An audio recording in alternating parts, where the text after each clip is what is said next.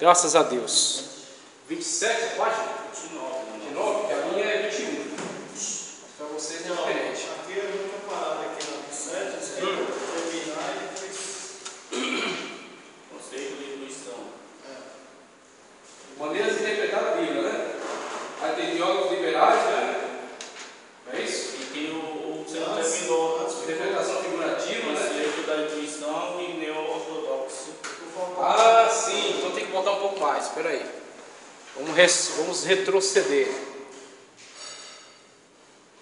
Intuição, conceito de iluminação, não foi ainda, né? Encontro pessoal, liberalismo. Vamos ver. Vamos pegar esses conceitos aqui, então. Tecnologia, conceito já foi. Conceito de intuição. Intuição. Liberalismo, intuição. Ok. Então, iluminação já foi. Liberalismo, encontro pessoal, iluminação. Vamos para o conceito da intuição. Conceito da intuição. Vamos ver o que diz aqui. Para mim, a página 19. Vocês veem que página de vocês. Há uma outra classe de liberais que não admitem, em hipótese alguma, qualquer elemento divino na Bíblia Sagrada. Para eles, a Bíblia não passa de um caderno de rascunho em que os judeus registraram suas lendas, histórias e poemas sem nenhum valor histórico. Aquilo que alguém chama de inspiração divina não passa de intensa intuição humana. Dentro desse folclore judaico, a que se deu o nome de Bíblia, encontram-se alguns exemplos significativos de elevada moral e de gênio religioso. No entanto, os sentimentos religiosos não passam de algo naturalista. Tais pretensos teólogos que desprezam completamente qualquer fator de inspiração da Bíblia Sagrada, um dia, sem a menor dúvida, serão julgados pelas palavras que nelas estão registradas. Aqui, o próprio teólogo da faculdade professa a sua crença. Ele dá para nós a análise acerca desse posicionamento teológico, esse liberalismo que analisa a inspiração bíblica do ponto de vista da intuição meramente, ou seja, os escritores bíblicos não tiveram inspiração divina para escrever o que escreveram. Se eles escreveram algo que de fato veio a se realizar, veio a se cumprir, isso está simplesmente no nível da intuição humana. Então eles intuíram muitos daqueles fatos que de fato vieram a se concretizar, a se realizar na história. Então, ao teólogo nos descrever esse grupo de pessoas, ele professa aqui qual a sua crença, qual a sua fé em relação a essa situação. Ele fala que tais teólogos que assim analisam o texto sagrado serão julgados pelas coisas que estão escritas no texto, mostrando ele a fé que ele tem no cumprimento factual, verídico das profecias que estão ali registradas, né, que são de inspiração divina. Então, qual é a questão que está levantada aqui? A questão que está sendo levantada é o seguinte: você tem que conhecer as cabeças, os tipos de pensamento, as formas de conceituação da Escritura Sagrada. Então, quando você conhece, você sabe que existem diferentes tipos de teologia, diferentes teólogos com conceitos diversos, trabalhando sobre o mesmo texto bíblico. Logicamente, vão haver pontos de vista acerca da Escritura que você tem em suas mãos, que vão contrastar com o seu, vão contrastar com o ponto de vista de pessoas que professam as mesmas crenças que você. Então, vez ou outra, você vai comprar um livro aí, e esse livro, ele vai dar algumas opiniões acerca de um texto, de outro, e vai dar alguns esclarecimentos, e você vai se achar um tanto escandalizado, um tanto chocado ante as conclusões a que chegou esse teólogo, esse escritor. Agora, quando você não conhecia essas diferentes escolas, isso trazia para você um desconforto, trazia dúvida, colocava em dúvida a sua fé na Bíblia, colocava em dúvida a sua confiança naquilo que a Escritura diz. Por quê? Porque você antes tinha uma visão simplificada, entendendo que toda pessoa que se diz teólogo, logicamente, está com a razão. É uma pessoa que estuda a Bíblia com seriedade, estuda a Bíblia com toda a inspiração, toda a capacidade. E aí, quando você começa a ter domínio sobre as diferentes escolas, você começa a se tornar uma pessoa crítica.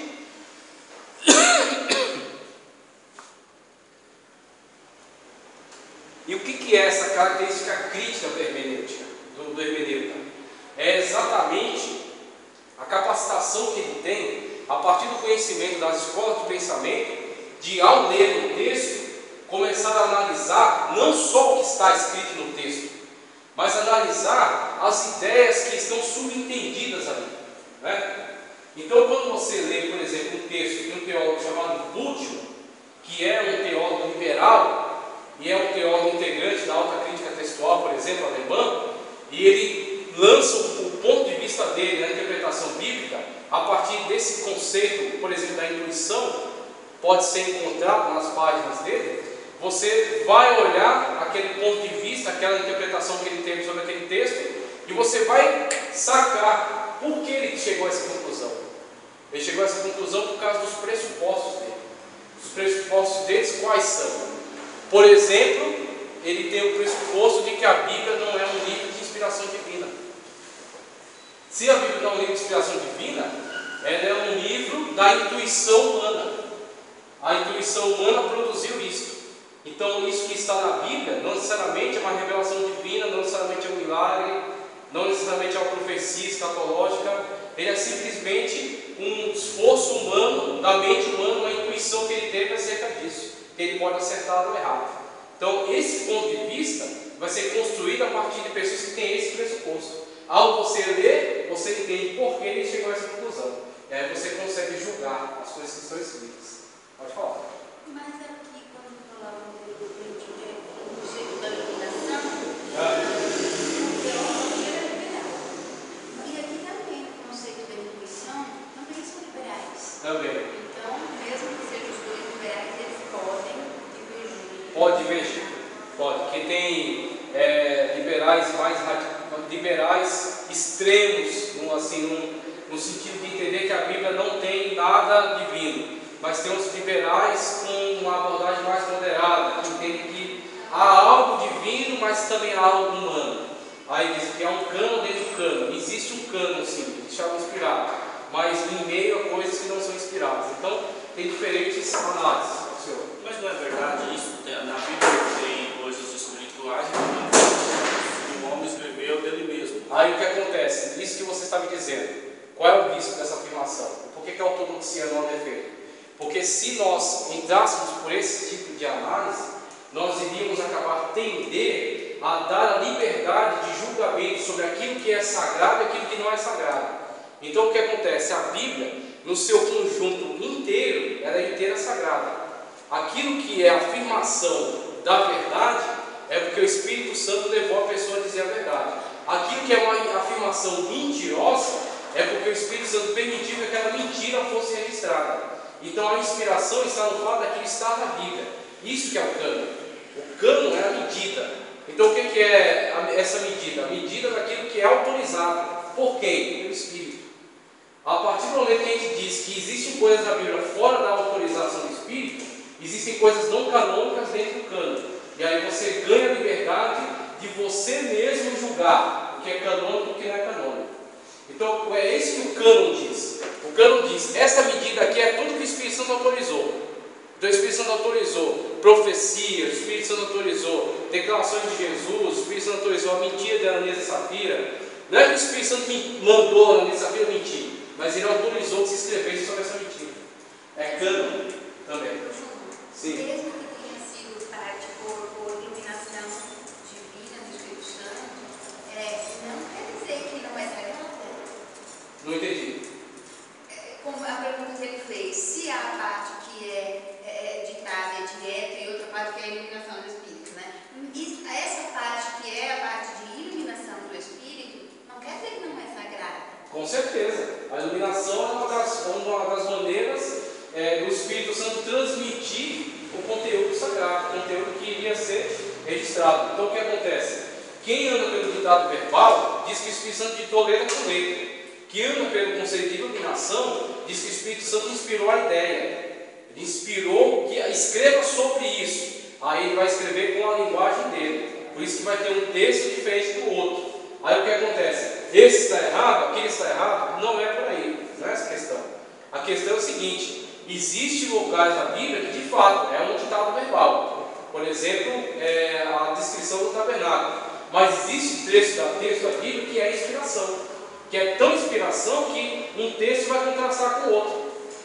Se for ditado verbal, ficaria tudo homogêneo. Não ia haver diferença de um texto para outro. Porque ele está ditando letra por letra. Então, cabe os dois. Os dois não são paradoxos, né? Não se negam, eles convivem. Esses dois aí. E o cano é essa questão. É uma mentira, por exemplo, aquilo que Satanás falou diante de Deus. Foi Satanás que disse. Mas é cano. Porque foi autorizado e está no texto sagrado. Então, não é que Satanás foi inspirado para dizer aquilo. Mas quem escreveu foi inspirado a registrar.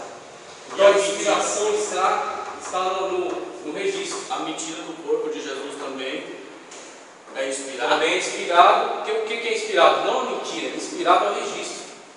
Quem fez o registro foi inspirado a fazer. Essa é a inspiração. Eu imagino que como qualquer citação de erros que possa ver na Bíblia. Sim. É a permissão estar ali. Tem uma finalidade de estar ali. Isso, exatamente. É o que a ortodoxia, inclusive a ortodoxia tem uma área da apologética que ela fala da inerrância. A inerrância bíblica, ela está focalizada nos autógrafos. O que são os autógrafos? O texto que saiu da mão do escritor. Esse texto é completamente desprovido de erro. Aonde pode entrar um equívoco? Nas traduções. Porque tradução não necessariamente é inspirada. O tradutor não está inspirado. Eu estou me referindo àquele erro, como o erro de Davi, como o erro do o erro do personagem. Então, o erro do personagem é o problema dele. Ele errou porque ele saiu da direção da palavra de Deus. Agora, quem registrou na escritura o erro dele estava inspirado. Sim. Mas inspirado por quem? Pelo Espírito de Deus. Pelo Espírito de Deus.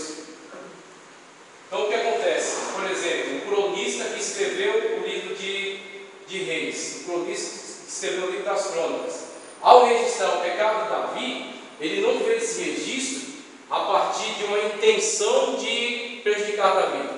Ele fez esse registro a partir da fidelidade que o Espírito Santo o inspirou a ter com relação aos fatos. Então, por exemplo, se ele não fosse inspirado, ele teria passado um plano no personagem, ele teria construído um personagem heróico. Se você, por exemplo, quer fazer uma propaganda, você vai descrever a sua nação, você vai descrever o seu povo, você vai pegar os defeitos dele, você vai pegar os erros, você vai pegar aquilo que tem de pior. Jamais. Você vai selecionar os fatos. É aquilo que hoje, por exemplo, os comunistas fizeram muitas das vezes nos países da cortina de ferro, reescrever a história. Quando eles reescreveram a história, o que eles fizeram? Eles contaram o que interessava. Eles reescreveram, eles não foram fiéis aos fatos. É exatamente o trabalho que o Espírito Santo não permitiu que fosse feito com relação à história de Israel. Se deixasse a história de Israel na mão de pessoas comuns, eles teriam falado só que Davi foi um grande guerreiro, que Salomão foi um homem muito sábio, né? Que Abraão foi um amigo de Deus, foi chamado amigo de Deus, andou por fé, mas ele não teria falado que Abraão caiu em erro quando teve Ismael com Agar. Eles não teriam falado que Davi caiu em pecado de adultério. Eles não teriam falado que Salomão caiu em pecado de idolatria. Ele só teve condições de dar esse tipo de declaração por causa da inspiração que estava nele. Então é esse o conceito da inspiração. A inspiração está no registro, não naqueles fatos ocorridos. Aqueles fatos são decorrência do pecado do personagem. Aquele fato, ele cometeu aquele pecado por não estar debaixo da direção divina. Agora, quem registrou os fatos, esse está inspirado. Neoortodoxia, conceito de intuição, como a gente viu aqui, que é uma das alas do liberalismo, tá? O conceito de intuição é uma das alas do liberalismo. A intuição é uma tentativa de substituir a inspiração.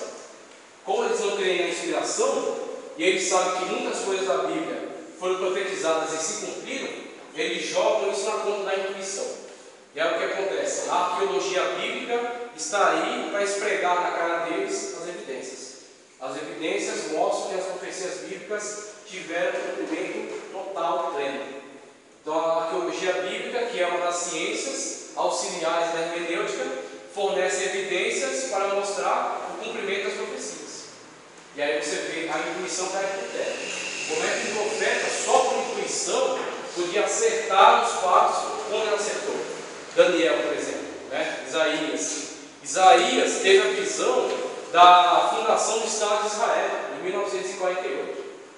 Quando ele fala, quem já viu uma nação nascer num dia só? Né? Uma nação nascer num dia só. Em outro lugar, ele profetizou que os meus filhos, o Senhor falou, meus filhos serão trazidos em asas como águias.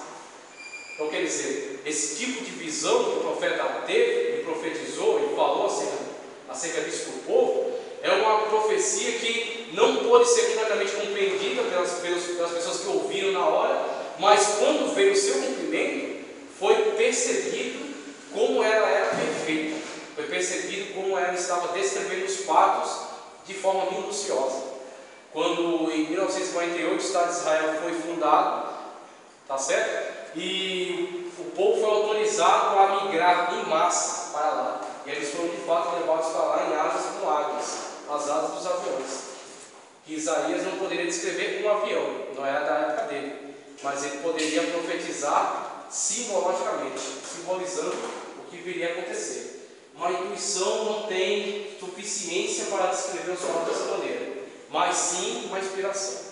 E aí você vê a arqueologia, a história, mostrar as evidências da inspiração divina dos textos. A neortodoxia. A neortodoxia surgiu na Europa no início do século XX. Ela resultou-se da reviravolta nos acontecimentos mundiais, seguidos pela influência do pai dinamarquês do existencialismo, Søren Kierkegaard. Nesse tempo aconteceu uma reforma na teologia. Muitos estudiosos começaram a voltar as atenções para as escrituras sagradas, em busca da palavra de Deus. Apesar de não quererem abrir mão de suas opiniões críticas a respeito da Bíblia, começaram a levar a Bíblia a sério. Veja aí, século XX. À toa, né, que isso aconteceu? Foi à toa, foi porque eles são bonzinhos, porque eles são legais. Aí eles começaram a falar, não, que é isso, a gente está metendo pau na Bíblia, vamos dar uma aliviada. Jamais. O que aconteceu aqui é que eles tiveram que reajustar o pensamento deles em virtude das evidências. A arqueologia é uma ciência nova, uma ciência novíssima. Então, quando a arqueologia surgiu e começou a se aperfeiçoar e a ter materiais e meios de pesquisa melhores, e a paleontologia também começou a desenvolver-se, veio os testes de carbono 14, que começou a datar aqueles materiais que eram encontrados de uma forma mais própria, né, de uma forma mais exata. As evidências começaram a falar contra os postulados teológicos. O postulado teológico, por exemplo, que dizia que era impossível uma profecia daquela ser de inspiração divina, que era simplesmente um chute, era uma intuição. E aí, quando vêm as evidências, eles têm que desfazer os seus postulados e têm que readequá-los. É quando vem essa neortodoxia, uma reforma nos pressupostos teológicos. Uma reforma dos pressupostos teológicos. Você vê, a teologia não cabe a ela afirmações de verdade absoluta. Jamais. Na mão de nenhum teólogo está a verdade absoluta. Nem Armínio, nem Calvino, nem Weingruden, nem qualquer teólogo de qualquer linha. Ortodoxa, liberal, pentecostal, reformada, nenhum teólogo tem a verdade absoluta.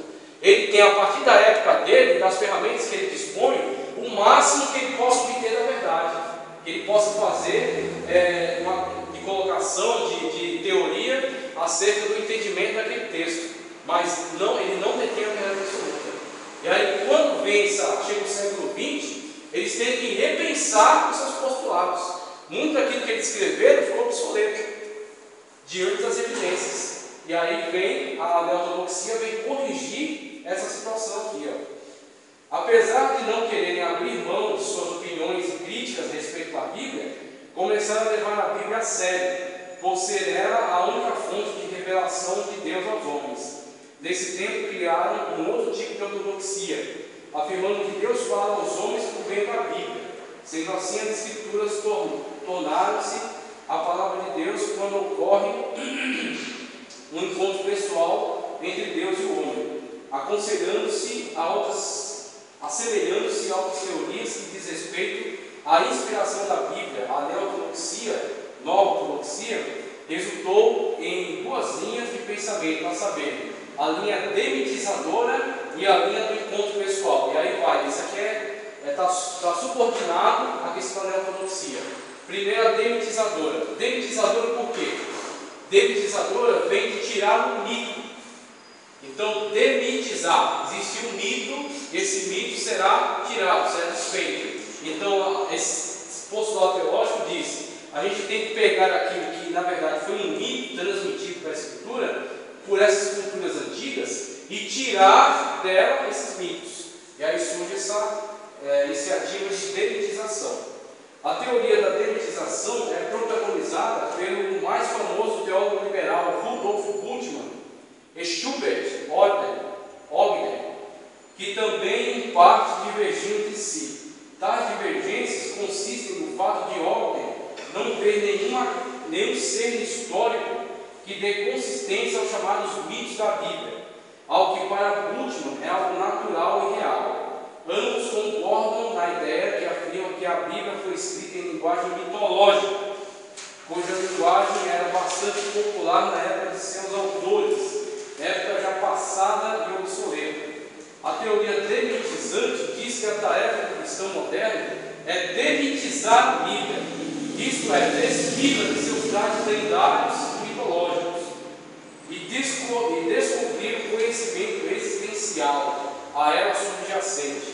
Essa teoria diz que quando a Bíblia é despida de tais mitos e lendas, o crente encontra a verdadeira mensagem divina que até então estava encoberta por essa roupagem mitológica e lendária. O demitizante explica que não é necessário a pessoa se prender a uma revelação objetiva, histórica e proporcional, a fim de experimentar essa verdade pessoal e subjetiva. Veja a palavra subjetiva. A palavra subjetiva, ela é muito importante para esse tipo de análise aí, essa análise demitizadora. Bultmann é um dos representantes dessa ala, a ala demitizadora da Bíblia. Então o que acontece? Essa demitização, como é feita? Como é que é operada? Você tem, por exemplo, Adão e Eva no jardim do Éden. Para você, isso é um fato histórico ou é um mito? Para você, como pessoa, de fato histórico. Muito bem. Nós que somos de uma linha ortodoxa, pentecostal, nós olhamos para a Bíblia a partir de uma visão literal. Nós queremos que a Bíblia é literal, a não ser quando ela assume um recurso metafórico. A própria Bíblia nos indica onde está uma metáfora, aonde está uma alegoria. Ela usa desse recurso. Então ela vai dar o sinal que aquilo é uma alegoria, aquilo é uma metáfora. Quando não, é literal. Então a gente olha para a Bíblia como literal, na literalidade. Esses estudiosos, eles tiveram um problema. Antes deles, alguns teólogos liberais começavam a ver a Bíblia simplesmente como uma construção folclórica. O que é um folclore? O folclore é uma tradição local de um povo que não necessariamente tem compromisso com a verdade objetiva. Ou, senão, nós estaremos acreditando em Saci até hoje. Folclore brasileiro, Saci. Papai Noel. Um folclore trazido do estrangeiro, trazido do exterior e difundido aí em muitas pessoas. Folclore, uma bobagem. Um mito, ele é uma construção de um povo tentando explicar a sua história. Então o mito, o que é? Como dizer assim, uma construção, uma tentativa de explicação acerca da história desse povo, mas sem os recursos científicos. A historiografia, ela tem um compromisso com a verdade factual, aquilo que aconteceu de verdade, aquilo que aconteceu no plano da realidade, que pode ser provado por algumas evidências. O mito, ele tenta explicar também a história. Não é que o mito é uma completa mentira. O mito tem alguma verdade, alguma realidade que incentivou a criação daquele mito, que deu a origem a ele.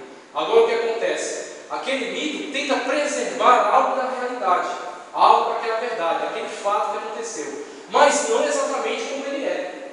Muitas das vezes tenta preservar aquele fato a partir do ponto de vista daquele povo. Então o povo cria uma mitologia acerca do início da sua história, e fala que eles vieram dos deuses, fala que eles vieram não sei de onde, nem os gregos. Os gregos têm aqueles mitos que eles desenvolvem, e dentro daquela mitologia deles tem muito de verdade. Qual é o tipo de verdade? Uma verdade conceitual, simplesmente. Você tem, por exemplo, um mito que fala sobre Hermes. Aí você tem o conceito da hermenêutica, da interpretação, né? De pegar uma ideia complexa e torná-la compreensível. Você pode atrelar ela a um mito sobre um personagem que interpretava a mensagem divina ao povo. Então, o mito é uma tentativa de explicação acerca de um fato, mas não a partir do pressuposto historiográfico, não totalmente factual. Então, o que acontece? Os teólogos dessa época, eles começaram a respeitar um pouco mais a Bíblia, mas não abandonaram o seu ponto de vista. O ponto de vista de que a Bíblia não é completamente inspirada por Deus. Então, como é que eles começaram a olhar para a Bíblia? Começaram a olhar para a Bíblia como um livro que estava construído a partir de uma plataforma mitológica. Uma plataforma mitológica do povo judeu. Os mitos do povo judeu. Então, um mito do povo judeu, Adão e Eva. Esse é o ponto de vista de quem? De Bútil. Desse teólogo, dessa escola, essa chamada neortodoxia. Eles estão começando a respeitar algumas coisas da Bíblia. Então eles estão dizendo, é possível demitizá-la, é possível ler nos mitos colocados ali alguma verdade. E aí onde ele fala, que eu pedi para vocês prestarem atenção nessa palavra, ele fala do subjetivo, aqui no final. Por que ele usa a palavra subjetivo? Por que ele fala do subjetivo? O objetivo, o que é? O objetivo é o fato histórico, que foi registrado, o registro fiel, o registro fidedigno acerca de algo que aconteceu, tal qual aconteceu. Mas o que é algo subjetivo? Está abaixo, é sub. O objetivo está no plano factual, o sub está abaixo, então ele está mais no plano conceitual. Em vez de você se preocupar com os fatos, se preocupe com o conceito que ele quer transmitir. Então ele diz, esse mito Adão e Eva inserido na Escritura tem um conceito importante nele. E a nossa preocupação é buscar o conceito. O conceito de que o homem é a criação divina. O conceito de que o homem tem uma origem nobre. O conceito de que Deus se relaciona com o homem. Então eles dizem, tem que ser demitizado, tirar o mito e buscar o conceito, a parte subjetiva. E é o máximo que o teólogo liberal ou o teólogo neo-ortodoxo espera da Bíblia. Agora, não é aquilo que nós esperamos. Nós entendemos e lemos a Bíblia a partir do ponto de vista daquele que julga ela literal. Literal. A Bíblia só não é literal aonde ela indica que não é. Onde ela usa uma alegoria, onde ela usa uma metáfora. Aí sim, a Bíblia mesmo indica. Aqui é uma alegoria, aqui é uma metáfora, né? Aqui é outro tipo de recurso. Mas, enquanto não, literal. Eu entendo também Adão e Eva como pessoas que existiram no plano objetivo, histórico, e que viveram, né? Tem um conceito? Tem um conceito. Tanto que está registrado na Escritura. Está registrado na Escritura por quê? Porque vai passar para nós um conceito de ensino, de aprendizado, mas também é fato, também é plano objetivo. Apocalipse não é literal. Passa literal para a função. Tem coisas literais, tem coisas não literais. Tem diversos recursos em Apocalipse. Por exemplo, Apocalipse 1 ao 4, literalmente literal. Apocalipse 4 em diante, existem coisas literais e coisas não literais. Tem coisas que têm que ser interpretadas conforme os recursos que a gente encontrar. Demitização, a gente viu demitização, vamos ver aqui. Quem tem hora aí? Para controlar a hora? Quase hora do. Já passou da hora do intervalo? Não, né? Vai dar 9, né? Ah, tá. 15 minutos. Vamos lá. A irmã Alessandra está quase dormindo, mas aguenta aí. Segura aí. Encontro pessoal. É assim mesmo. A outra linha da neortodoxia é protagonizada por Karl Barth e Emil Brunner. Essa linha apresenta uma visão um tanto mais ortodoxa. Barth admite que existem algumas imperfeições no registro escrito, até mesmo nos autógrafos. Você vê, tem teólogos que levam a análise dele até os textos autógrafos, até o texto que sai da mão do autor. E eles têm que ter coragem para isso e a gente tem que ter um certo respeito. Então o que acontece? A gente precisa adotar o ponto de vista dele? Não é obrigado a isso. Mas no esforço de análise deles, eles acabam descobrindo coisas que se tornam interessantes. E acabam instigando a ortodoxia, como nós praticamos, a buscar melhores argumentos. Quando a gente busca melhores argumentos, a gente pesquisa melhor. Se a gente não tiver essa provocação, a gente se satisfaz com pouco. Se satisfaz com pouca coisa. Mas quando a gente é provocado a dar uma resposta, a gente se dedica mais no ensino, busca mais ferramentas. Por exemplo, a arqueologia bíblica foi grandemente motivada por isso. Por pessoas que criam na Bíblia. Paul Émile Roth, por exemplo, um funcionário francês que partiu e descobriu o palácio de Sargão II, na Síria, no alto da Mesopotâmia. Ele, através dessa descoberta dele, veio uma evidência que comprovou a profecia de Isaías. Foi comprovado ali. Era um personagem que a história dizia que ele não existe. A historiografia dizia: Sargão, personagem bíblico, é folclórico.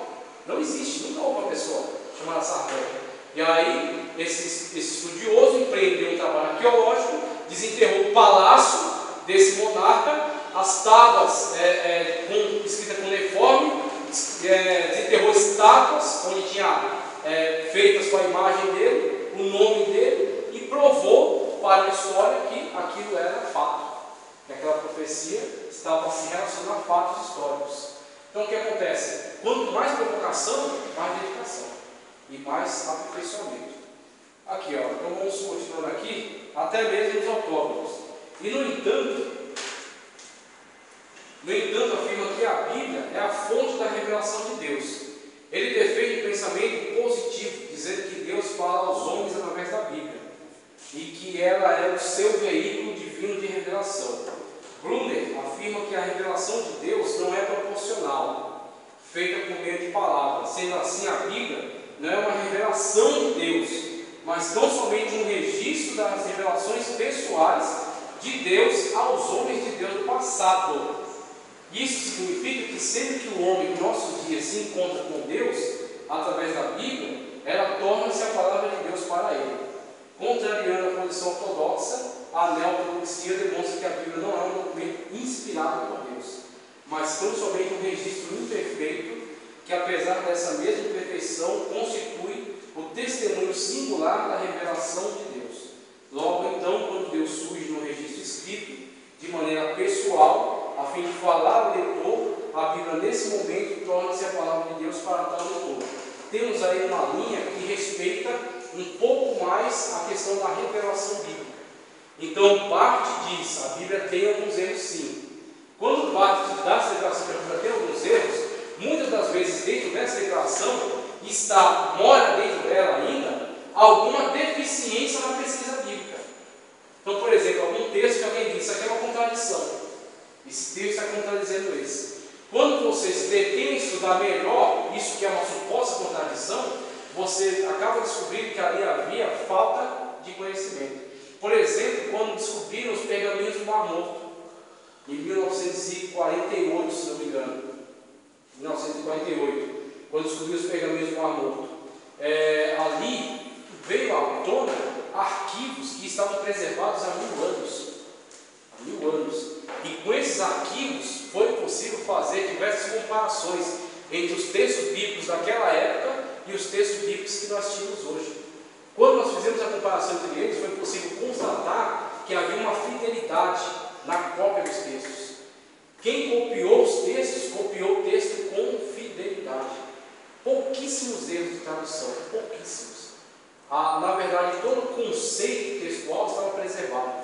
Somente algumas questões gramaticais, algumas regras gramaticais que acabam até mudando com o tempo. Ô, Júlio, quando ele fala aqui que o homem encontra com Deus através da Bíblia, é aquele homem que aceita Jesus ou todos que abrem a Bíblia e têm um encontro com Deus? Esse conceito, por exemplo, do encontro com Deus, para eles é mais aberto. Não é sabe que Então, todo Jesus numa todo igreja. ser humano Todo ser humano que abre a Bíblia, que lê a Bíblia com sinceridade, né, buscando encontrar nela algo de Deus, ele fala, é possível que ele encontre Deus. Aberto, conceito aberto que ele propõe.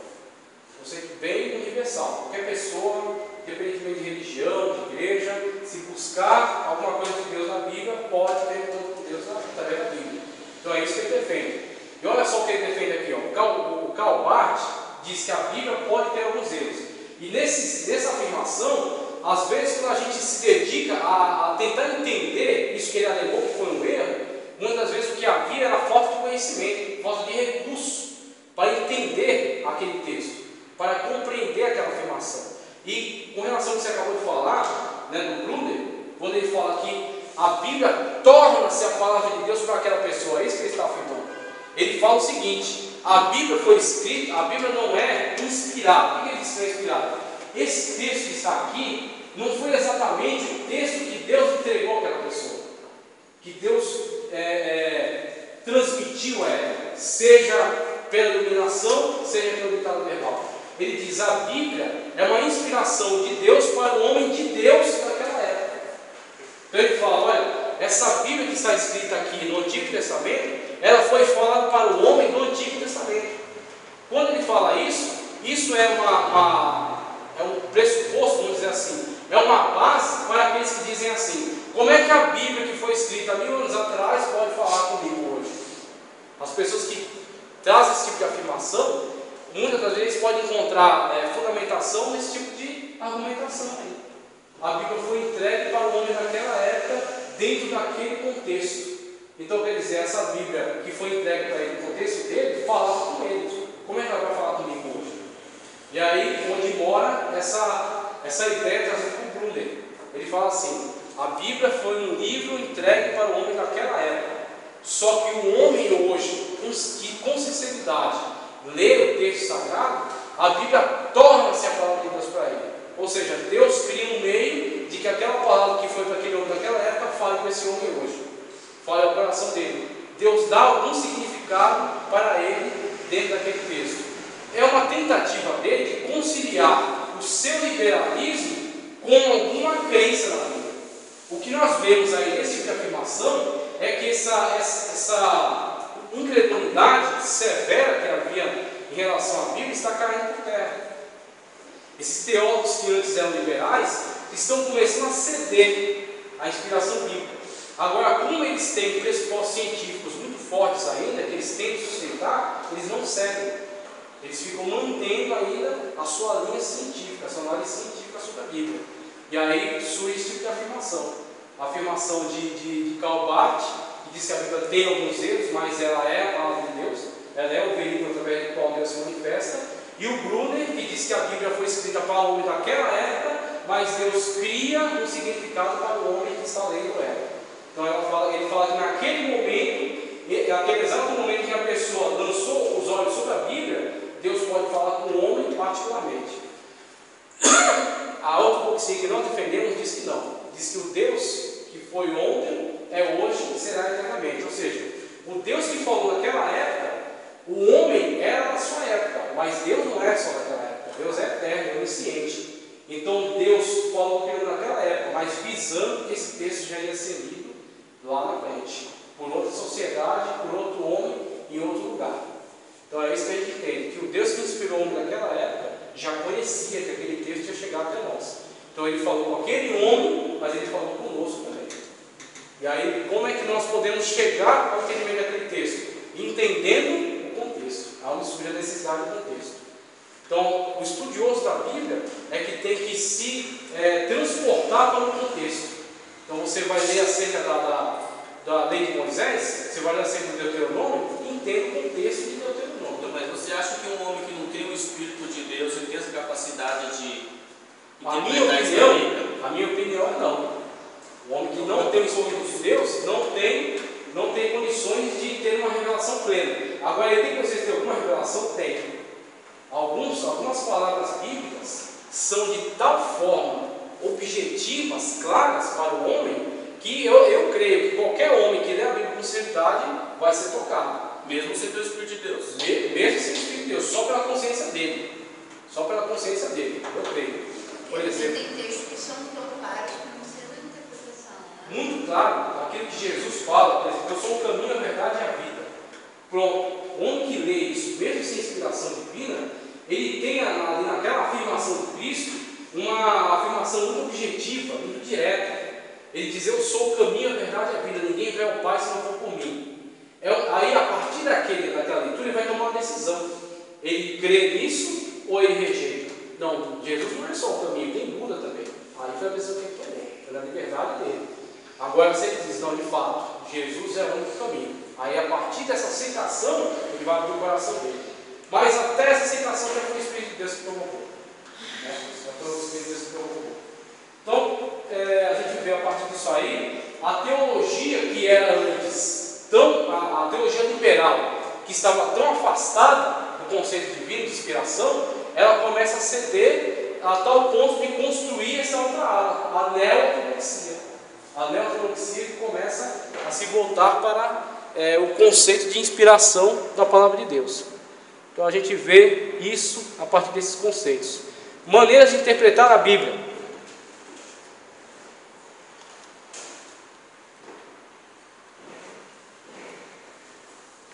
Vamos lá, maneira de interpretar a Bíblia. Aguenta aí. Desde a antiguidade, sempre houve divergências e controvérsias na forma de interpretar a Bíblia. E com o passar do tempo, essas controvérsias aumentaram mais ainda. A pergunta é, de que forma a Bíblia deve ser interpretada? Literal, alegórica, figurativa ou simbólica? Os intérpretes da Bíblia se esbarram em muitas dúvidas quando se deparam com certos textos ambíguos. Às vezes o texto parece exigir uma interpretação literal, às vezes figurativa. E é nessa hora que o hermeneuta precisa tomar muito cuidado. Nesse momento, o uso do contexto é de grande importância, mas mesmo assim não soluciona todos os problemas encontrados. A compreensão do gênero literário já ajuda na resposta e orienta os passos posteriores da exegese. As observações sobre o uso de figuras de linguagem também são essenciais. A seguir faremos um breve relato sobre algumas modalidades de interpretar a Bíblia. Os teólogos conservadores admitem que a Bíblia deve ser interpretada de 3 formas: literal, figurativa e simbólica. Não há nenhum problema em interpretá-la dessas 3 formas. O problema reside em interpretá-la somente em uma das 3 formas. Por outro lado, temos os teólogos liberais que se subordinam mais à interpretação alegórica. Teólogos liberais, interpretação alegórica e figurativa. E aí temos aqui, ele fala acerca de Bultmann, que eu já vi aqui. Ele fala principalmente acerca de Bultmann. E ele fala aqui, sobre Bultmann, no próximo parágrafo, aqui, perto da interpretação figurativa. Os 3 últimos parágrafos aqui, tem a interpretação figurativa e tem os 3 últimos. Baseado nesses versículos, vê aí. Baseado nesses versículos. Baseado nesses versículos, Bultmann entende que os poderes do mal que agem no mundo também já estão sendo julgados no presente. Nesse caso, o julgamento não é um ato futuro, mas sim aqui e agora. Acerca do Evangelho segundo João, Bultmann comentou o seguinte: para João, a ressurreição de Jesus, o Pentecostes, a parousia de Jesus, são o mesmíssimo evento, e aqueles que creem já têm a vida eterna. Ele citou vários trechos de João para afirmar esse argumento. João 3, 18, 36, 5, 25, 11, 25, 26, veio esse tema na matéria de escatologia. Grande parte dos céticos e liberais rejeitam qualquer forma de crença na existência dos anjos, bem como de outros efeitos espirituais. Esses críticos se ocupam apenas em fazer objeções, mas nunca se interessam em tomar qualquer conhecimento de perto sobre o caso. eles dizem que os milagres, os espíritos angelicais, o mundo espiritual não passam de invenções e imaginações nascidas dos sentimentos religiosos. Porém, os fatos têm comprovado e atestado a existência e realidade daquilo que eles negam, e contra fatos não há argumentos. Pronto. Acerca disso, teologia liberal. Butch, que é o maior exponencial dessa teologia. Aí ele fala aqui, a teoria da demitização. A teoria da demitização e a tentativa de ler a Bíblia a partir de um ponto de vista subjetivo.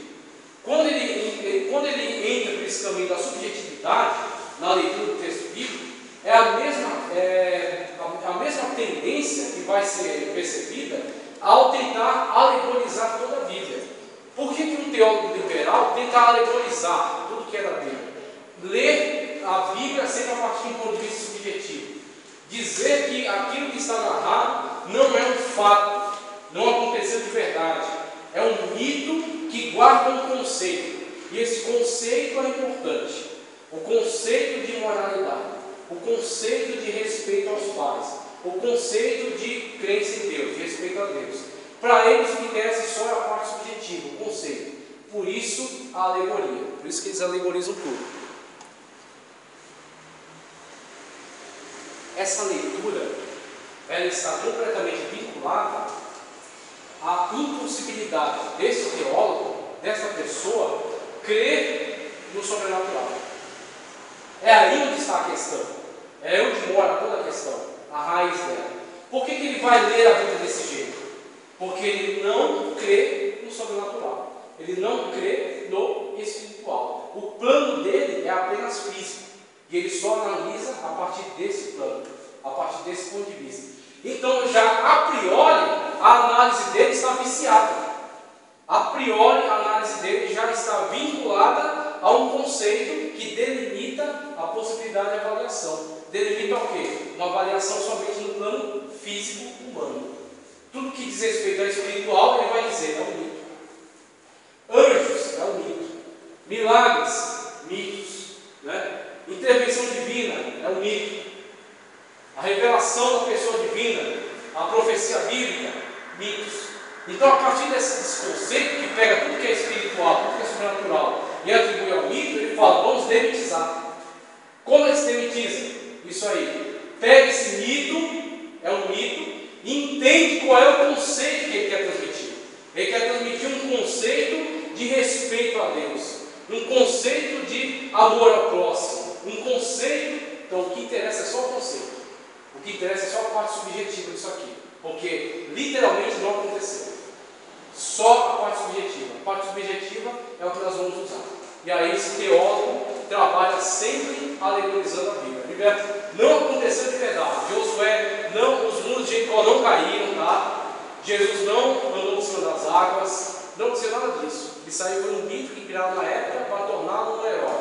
Agora vamos entender qual é o conceito disso. O conceito é que o homem tem que ter fé. Se o homem tiver fé, o homem vai atravessar um grande problema que para ele podia ser uma muralha. Veja a alegoria. Existem duas questões aí. Primeiro, quando você prega, você de certa forma você alegoriza. Porque nós não estamos em Jericó, as muralhas de Jericó não estão ali necropeteadas. Então, esse negócio não vai ser literal aqui para nós. Existe de fato a intervenção divina que agiu na história naquela época, naquele momento, é a mesma intervenção divina que vai agir na sua vida. É isso que a pregação está dizendo. O mesmo Deus que derrubou as muralhas de Jericó é o Deus que vai arrancar os problemas na sua frente. É essa ligação que o pregador quer fazer. Mas de forma alguma ele está demitizando a Bíblia. Porque ele não crê que a Bíblia é um mito. Ele crê que a Bíblia é literal. Aqui não. Aqui a alegoria, ela parte do pressuposto de que o teólogo julga a Bíblia como um mito. E aí ele alegoriza. E aí tem diversos tipos de alegorias com diversos tipos de intenções. Por exemplo, quando alguém quer manipular a Bíblia. Quando alguém quer manipular a Bíblia. Quando alguém quer manipular, a atender aos interesses que ele quiser, geralmente ele entra pelo caminho da alegorização. Porque na alegorização, ele pega aquilo que é um fato objetivo e ele traz para o campo subjetivo e aí reinterpreta para caber na situação que ele quiser. E aí ele vai, com isso, prender o povo a um conceito, causar medo no povo, coagir o povo a fazer o que ele quiser, levar o povo a dar dinheiro e por aí vai. Então ele vai alegorizar aquilo que eu gosto sempre de reafirmar. Quando Deus falou para Israel que aonde pôr a planta do pé deles seria deles, existe algo ali que é estritamente literal. Canaã foi entregue para Israel, ponto final. Acabou. Quando Israel passasse o Jordão para o ocidente e pisasse naquela terra, a terra é deles. Não necessariamente aonde você pisar vai ser seu. Você pisa lá nos prédios onde você vai fazer a instalação. Será que vai ser seu um dia? Se Deus quiser dar, mas não necessariamente por causa dessa palavra. Essa palavra ela está no plano literal, numa situação envolvida com o povo de Israel. Deus e Israel. Aí, se alguém quer usar ela para uma situação qualquer, o que ele faz? Alegoriza. Então, o risco da alegorização irresponsável é esse. Tá? A alegorização é usada pelos teólogos liberais, pessoas que não creem em Deus como nós cremos, e ela é usada também por manipuladores. Esse que é o risco da alegorização irresponsável. Alegoria aonde é alegoria, mas onde não é, não cabe. Aí a gente vai, quando voltar, vai ver esses outros trechos aqui. A gente vai ver inspiração figurativa, vai ver teólogos conservadores, e aí a gente consegue entrar na 3, aliás. Ok? Vamos para o intervalo, voltando a gente ver essas outras aqui. Minha voz está acabando. Bora, pessoal, vamos dar sequência para dispensar vocês aí. Vamos para casa do Júlio. Júlio, como a gente está falando da Bíblia, toda a Bíblia tem algum erro de um jovem ser um pastor de uma igreja? Um jovem não, jovem não tem não. Depende agora, o que vai depender é o seguinte: se ele for muito jovem, ele não vai ter 22 anos. experiência de vida. Aí depende qual a experiência de vida que ele tem, o lugar onde ele está, se tem pessoas melhores capacitadas que ele, por que ele vai ser pastor e as outras pessoas mais qualificadas não vão ser. Então tem diversas questões. Agora você está num lugar desprovido, vai. Uma questão complicada. É que ele é o presidente. Tirou o pastor da congregação lá e colocou o filho do presidente, 22 anos. É estranho, né? Amém. Vamos em frente, vê isso aí. Isso aí discutiu na matéria. Olha aí. Pessoal, os teólogos conservadores. Aliás, um pouquinho atrás. Esse aqui, ó. Inspiração, interpretação figurativa. Quando a interpretação figurativa, devemos tomar certos cuidados. Primeiro, é necessário conhecer a substância da figura usada na comparação. Por exemplo, o Senhor é meu pastor. Em todo esse salmo devemos buscar informações sobre o comportamento do pastor israelita, contemporâneo de Davi. É nisso que se baseia a figura. Quanto melhor compreendermos o que está sendo usado como figura, melhor compreendemos o sentido da lição figurada. Segundo, é bom também não exagerar nos detalhes que se podem obter com a linguagem figurada. O ideal é usar a ideia central da figura, a ideia que melhor se aplica ao texto. A vinda de Jesus é descrita várias vezes como a vinda de um ladrão de noite, conforme 1 Tessalonicenses 5:2. A figura quer falar sobre o inesperado de sua volta e não sobre seu caráter e seus propósitos. Não devemos exagerar nos detalhes do significado na linguagem figurada. Então, quando você vê a aplicação desse recurso figurativo, a interpretação figurada, a figura, ela tem um objetivo. A figura não é uma análise, extensa comparando a pessoa à figura. Então, toda a lista de características da figura está dentro da pessoa, de forma alguma. A figura tem um aspecto dela que é interessante, que está exemplificando o personagem. Então, por exemplo, quando ele usa a declaração de Cristo, que ele virá como um ladrão à noite. Se você pegar a descrição da vinda de um ladrão para assaltar uma casa, você vai ter diversas características. Então tem o elemento surpresa. Pronto, era só isso que Jesus queria usar. Aí se você passar disso, você vai ter a violência, você vai ter os comportamentos dele em relação a humilhar a pessoa, a roubar a pessoa, né, a matar a pessoa. E aí todas essas outras características não são interessantes na figura. São características reais do ladrão. Mas aquilo que Cristo usou da figura do ladrão para exemplificar a sua vinda foi somente o elemento surpresa. Mas quem diz que o ladrão só vem à noite? Não, aí o que acontece? Eles não estão descrevendo para você todas as possibilidades da vinda do ladrão. Não é uma análise, não é ladronologia, não é isso. É simplesmente aproveitando essa característica para descrever esse evento, só. As outras características que você pode escrever milhões aí, não nos interessa.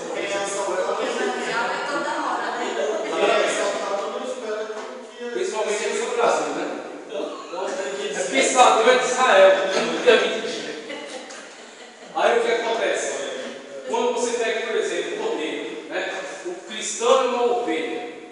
Aí as pessoas vão dizer: a ovelha não fala nada, a ovelha apanha, a ovelha não reage. Quem reage é bode. Quem não é pronto, o cristão é uma ovelha. Ele não faz nada. Ele não reage, ele não fala, ele não briga pelos seus direitos, ele não faz nada, é uma ovelha. Nós somos ovelhas. E tem de bode ou bruto. Então, nós somos ovelha em tudo. Em tudo é ovelha? Não é. Existe uma característica da ovelha que interessa, que é figurativa do cristão. A ovelha, o pastor, Jesus é o nosso pastor, nós estamos submetidos a ele. A ovelha confia no pastor, o pastor que guia a ovelha, que protege a ovelha. Pronto, o cristão confia em Cristo. Agora, quando for em relação a outras coisas, aí você usa outro exemplo. Aí você é um leão, aí você é uma águia, aí você é outra coisa. Então, a figura diz respeito a uma característica que ele está descrevendo. Você está aproveitando uma característica dela. A ovelha, que é a submissão ao pastor. Pronto. O resto que a ovelha tem interessa à ovelha, não a nós. É esse o cuidado da questão figurativa, porque o pessoal exagera demais nessa questão da figuração. Aí vão estudar a ovelha, aí estuda a ovelha, o que a ovelha come, o que a ovelha faz, para onde a ovelha vai, como é que a ovelha se comporta. Aí vai pegar o cristão e encaixar o cristão dentro da vida da ovelha. O cristão tem essa característica da ovelha. As outras interessam a ovelha, não ao cristão. Então o que acontece? Quando você começa a entender para que servem esses recursos, você começa a usar eles direito, a usar eles da forma correta, conforme a Bíblia usa. Então Jesus falou: a minha vinda será como um ladrão. Por quê? Porque o ladrão vem na hora que ninguém está esperando. Pronto. Se estivesse esperando, ele não viria, não ia dar certo. Ele está esperando a sua distração. Quando você se distrai, é a hora que ele vem. Aí Jesus falou: vigiai. Porque na hora que você estiver desatento, é a hora que vai acontecer. E se ele vier? Você tem que estar pronto. Se estiver dormindo, aí você não está dormindo, você está descansando. Se Jesus vier? Mas aí quem está dormindo em comunhão, está atento. Quem está dormindo em comunhão, está pronto. Interessa que você está pronto para subir. O que é dormir em comunhão? Dormir, acordar, viver, andar, lavar a louça, pegar ônibus, está sempre em comunhão. Constantemente em comunhão. Sempre. Agora o que acontece? A Bíblia também usa o símbolo de dormir. Aí quando a Bíblia usa a figura de dormir, ela vai comparar, fazendo um paralelo entre quem está atento e quem está dormindo. Aí a Bíblia está usando dormir como figura. Não uma característica da vida, mas aquela figura. E aí fala, por exemplo, das virgens. 5 virgens. 5 prudentes e 5 loucas, todas dormindo. Mas 5 tinham azeite de reserva. Para quando acordassem, sair prontos. Quando ele fala assim, orar para que a vossa força não seja no inverno, quer dizer o quê? Porque é o dia que muito vai a igreja, não é isso? Aí você vê, esse inverno não está relacionado, tem uma característica contextual. A análise crítica histórica ajuda nessa interpretação. Não necessariamente o inverno está aqui, Essas características que entendemos aqui no inverno. Jesus estava falando para quem? Para Israel. Então, como é que é o inverno lá naquele contexto? O inverno impossibilitava a movimentação. As pessoas conseguiam se mover pouco no inverno, por causa do clima. O clima ruim, chuvas, as estradas ficavam alagadas, não tinha como se movimentar. Aí Jesus fala, quando vier esse momento, qual é o momento que ele está descrevendo? A 70ª semana de Daniel, quando vier a perseguição sobre Israel. Quando vier a perseguição, que a sua fuga não se dê no inverno. Jesus está trazendo um alerta para os israelitas acerca de aceitar ele como Messias para não ser exposto a esse tempo. Ai das grávidas que estiverem, das mulheres que estiverem grávidas nesse tempo. Quem estiver no campo não volte. Por quê? Por causa do seco da cidade. Então, quando você entende o contexto, você entende a afirmação, todo o peso que ela tem. Né? Então, você vê aqui a figuração, como é importante entender como se usa esse ano. Pode falar. Não vai das grávidas justamente nesse tempo também. Né? O sofrimento redobrado que elas vão ter, que vai ser um tempo de angústia. Então, a condição física delas vai ser um agravante. Mas ainda vai valer para esse nosso tempo? Essas declarações de Cristo estão muito ligadas a Israel. É uma declaração escatológica para Israel. Porque com relação a hoje, existem teólogos que dizem que as grávidas desse tempo, em relação ao arrebatamento, também tem que estar alertas, porque aquela que não estiver com Cristo não vai subir. Então tem um trabalho teológico que é feito em cima disso, mas o que é mais aceito é que essas declarações são acerca da escatologia de Israel. O problema de Israel na escatologia. Então, aí é outra questão de analisar a escatologia, porque isso aí é uma análise que vai longe. Ô Júlio, aproveitando o caminho deles aí, e aqui ele fala que quando tiver dois no campo, um será tomado e um deixado. E se os dois estiverem em comunhão com Cristo? Figurativamente, outra questão figurativa, não é literal. Ele fala, essa figuração, ela já pressupõe a ideia de que uma parte está em comunhão, uma parte não está em comunhão. É isso que Jesus está falando. Então, por exemplo, um será levado, o outro será deixado. Aí você fala assim, o céu está com pouco espaço, porque Jesus está escolhendo um deixando o outro. Meu irmão, Jesus falou que vai nos preparar lugar. E o céu não tem limite. Não é 144 mil que é a Assembleia de Jeová. O céu não tem limites. Então, quem estiver em comunhão vai entrar. Quando eles falam, um será levado e outro será deixado, é a figuração exatamente do fato de alguns estarem alertas e outros não estarem alertas. Então ele pega o grupo que estão alerta e junta com o grupo dos que não estão alertas. Como vai acontecer? Duas estão moendo, uma será levada, outra será deixada. Dois estão dormindo, um será levado, outro será deixado. O grupo dos que estão em comunhão e o grupo dos que não estão em comunhão. O grupo dos que estão aguardando a vinda de Cristo e o grupo dos que não estão aguardando. São dois grupos. Então não é literal isso. Não é literal. Agora, dizer que não é literal não é dizer que não é real. Não. É real. Vai acontecer. Em algum momento, num carro, vai ter uma pessoa em comunhão e vai ter uma pessoa que não vai estar em comunhão. Medir a fé do baianinho ali, falando muito com ele. Como é que anda? Procura saber, viu? Procura saber. Vou ver a fé dele. Teólogos conservadores. Para mim é página 23. Peraí. O pensamento dos teólogos conservadores quanto à interpretação da Bíblia é o seguinte: as palavras podem ser tomadas em sentido literal, figurativo ou simbólico. Veja só os recursos empregados na interpretação: literal, figurativo ou simbólico. Henry A. Wycliffe, em seu livro Hermenêutica Avançada, esboça o pensamento conservador dando 3 exemplos em 3 sentenças. Veja só uma sentença literal: foi colocada na cabeça do rei uma coroa cintilante de joias. Um fato histórico. Em algum momento da história foi colocado sobre determinado rei uma coroa de joias cintilantes. Fato. Figurativo: um pai bravo com um filho, por exemplo. Na próxima vez que você me chamar de coroa, você vai ver estrelas ao meio-dia. Faltou para nós agora. Faltou essa parte? Reclamar isso aí. Não tem essa explicação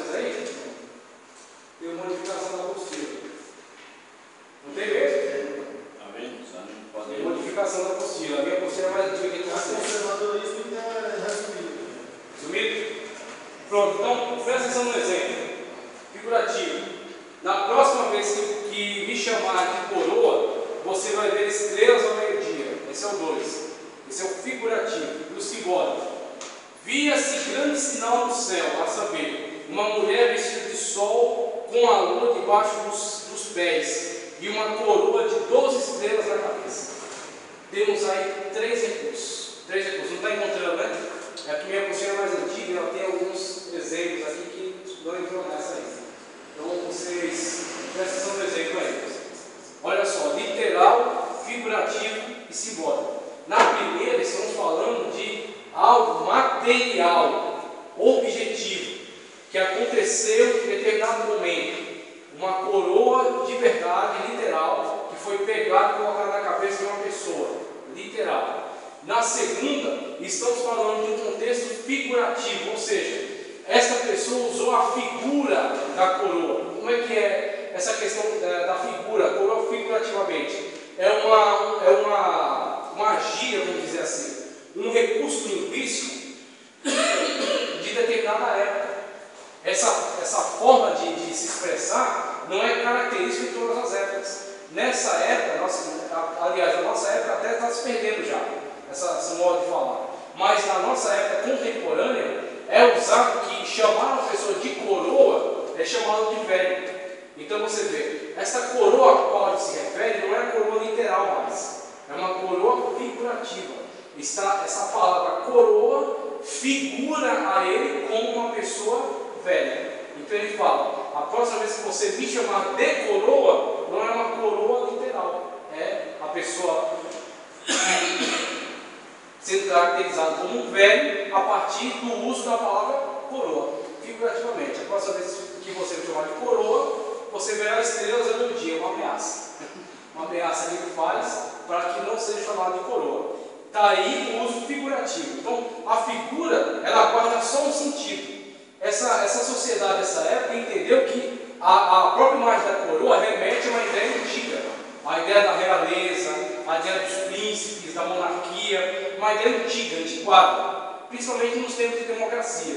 Então eles pegaram a imagem da coroa e associaram as pessoas velhas. São tão velhas no tempo da coroa, no tempo dos reis e das rainhas.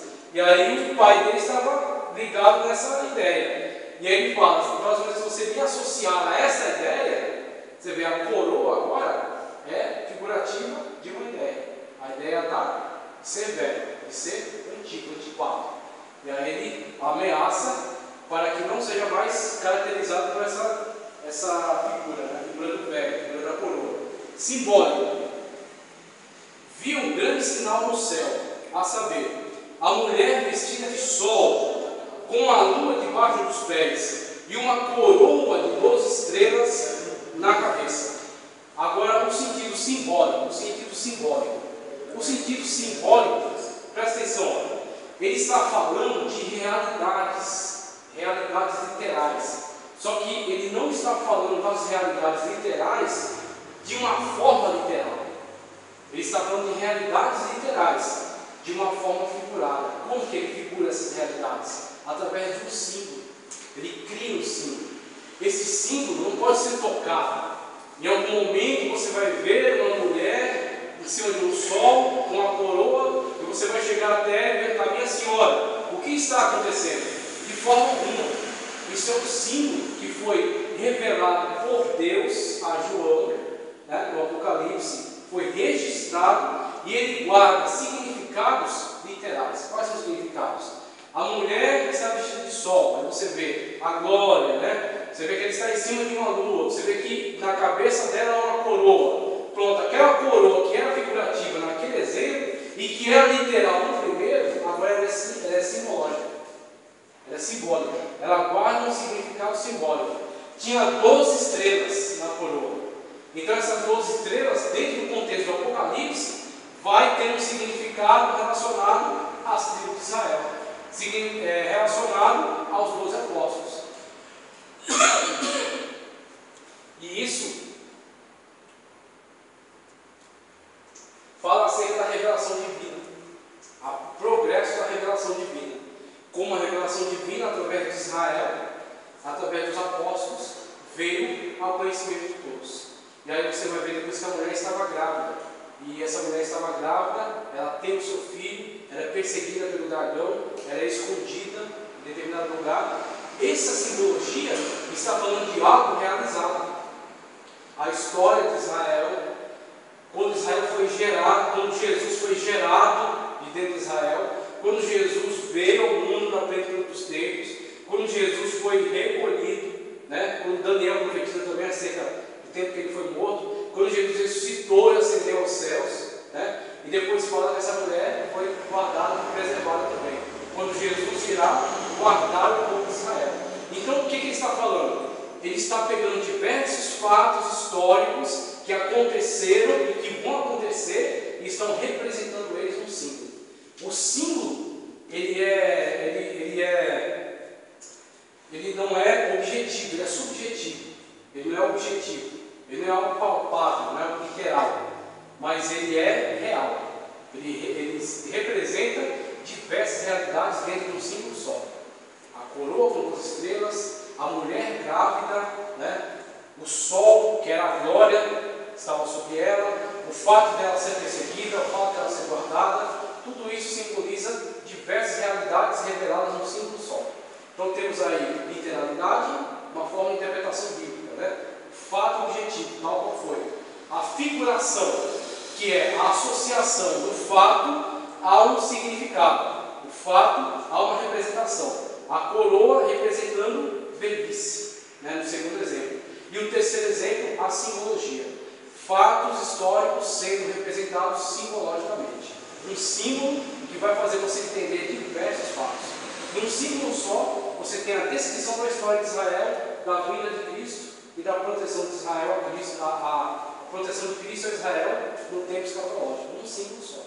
Então você tem esses recursos aí de interpretação bíblica que são usados principalmente pelos teólogos conservadores. Tá certo? A conclusão daqui, ó. Dizer que a interpretação da Bíblia deve ser somente de forma literal não está correto, porque nela há muitas figuras e símbolos. Dizer que deve interpretar somente de forma simbólica ou figurativa também não está correto, porque nela há muita linguagem literal. Tá certo? Então, são os recursos que você tem para interpretar a Bíblia. Aonde que você vai encontrar literalidade, aonde que você vai encontrar figuração. Jesus é o Cordeiro de Deus, é o Cordeiro mudo que foi um matador. Em algum momento ele foi o Cordeiro mudo, mas em algum momento ele clamou, em algum momento ele pregou, em algum momento ele falou, mas em outro momento ele foi o Cordeiro mudo. Então o símbolo ele está associado a uma situação, a uma realidade. Não está interpretando todo o contexto, está relacionado a um contexto, tá certo? Aí vamos ver agora a hermenêutica geral. Análise histórico-cultural e contextual. Análise histórico-cultural e contextual. O primeiro caminho a ser seguido para interpretar corretamente o significado de um texto bíblico é a análise histórico-cultural e contextual. Por análise histórico-cultural, nos referimos ao trabalho em que o hermeneuta considera o ambiente histórico-cultural do escritor e dos seus leitores, a fim de entender suas alusões, referências e propósitos. Já na análise contextual, ele faz ligação de um trecho bíblico com o resto dos escritos do autor sagrado, a fim de compreender o seu pensamento geral. Então, na análise histórica, cultural e contextual, você tem primeiro, culturalmente, a necessidade de entender o contexto em que aquela afirmação nasceu. O contexto em que aquela afirmação nasceu. Aquela afirmação do autor, ela faz muito sentido dentro do seu contexto. Por exemplo, quando você vê o livro de Jó, né? Quando você vê, por exemplo, falar acerca dos juízes que se reuniam na porta da cidade. E aí você, quando pega uma afirmação dessa, que foi à porta da cidade discutir, né, com o juiz, foi julgado na porta da cidade, você vai precisar entender o contexto histórico que nasce essa afirmação. Essa afirmação nasce no contexto histórico em que as cidades eram mudadas.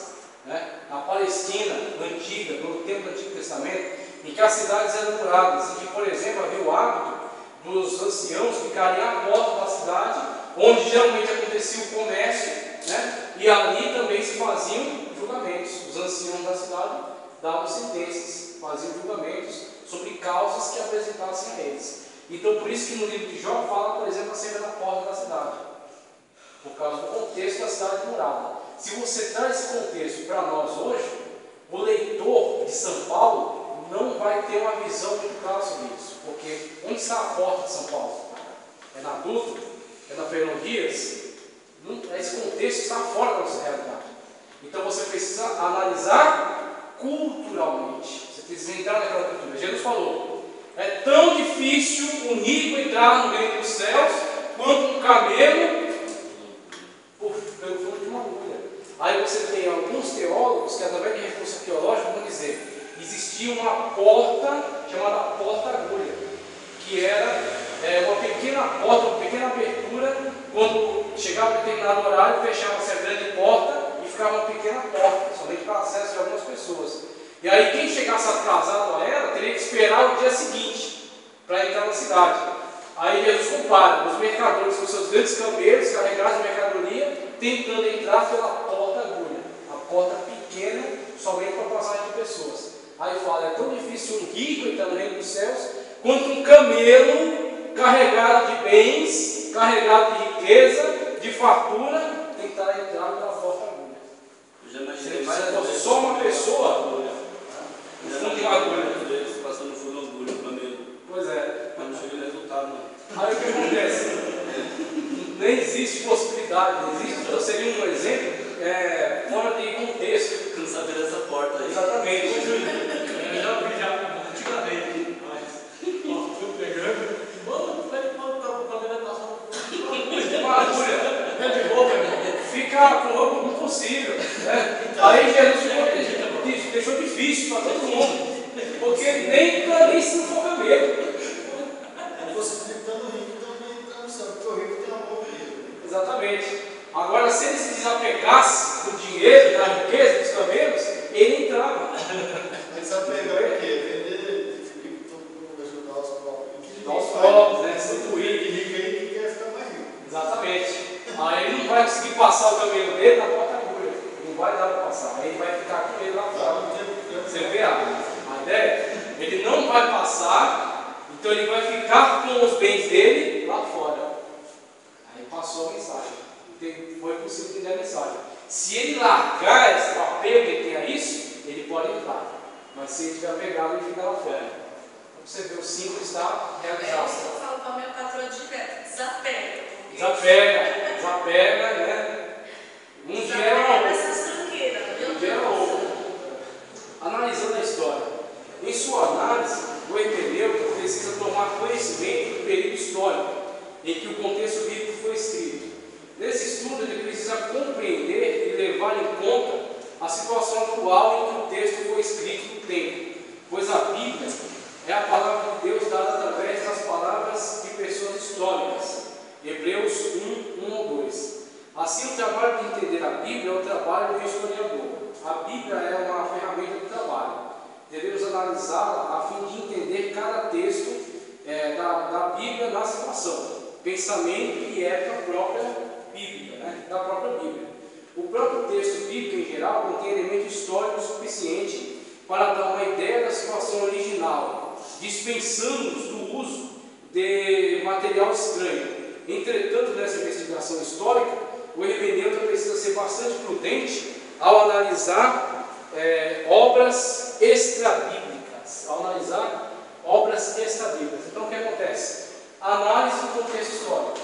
Quando você faz uma análise do contexto histórico bem feita, você consegue compreender por que aquela pessoa falou daquela maneira, por que aquela pessoa deu aquela declaração daquela maneira.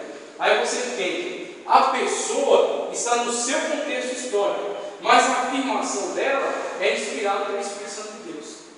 Josué, por exemplo, eu acho mais interessante.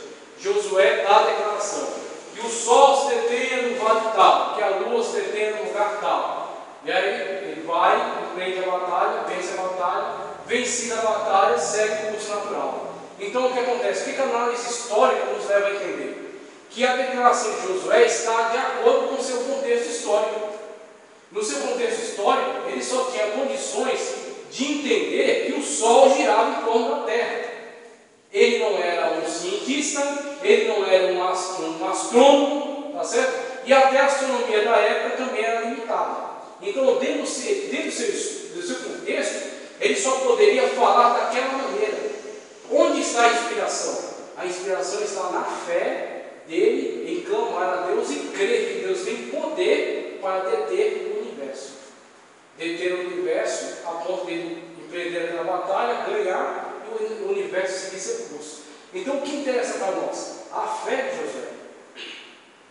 A fé, a crença que ele tem no poder de Deus. De ter, por exemplo, o curso natural dos astros. Essa fé é atemporal. Agora, a declaração de Josué acerca do movimento do Sol é temporal. É do tempo dele, está de acordo com o tempo dele. Então, a análise histórica diz: essa declaração acerca disso é temporal, está dentro do tempo dele. No nosso tempo, nós já conhecemos qual é o movimento dos astros, que a Terra está detida, a Terra gira em torno do Sol. Né? O eixo é o Sol, e a Terra gira em torno dele. É um conhecimento que diz respeito à nossa época. Então, fazer uma afirmação como Josué fez, para nós é ignorância. Para Josué era tranquilo, é normal, está dentro do contexto dele. Agora, a fé que Josué tem é o que nós precisamos manifestar na nossa vida. Muitas vezes você tem conhecimento científico, mas você não tem a fé que Josué tinha.